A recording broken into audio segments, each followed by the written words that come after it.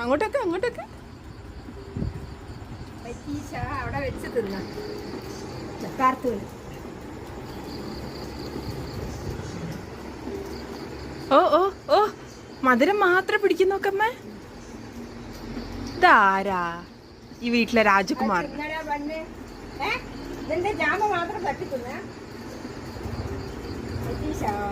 കാർത്തുമ്പീനെ നോക്ക്, കംപ്ലീറ്റ് ആക്കി. അതാണ് കഴിക്കല് രസം. ഇയാളിത് ഞാനും കഴിച്ചില്ല.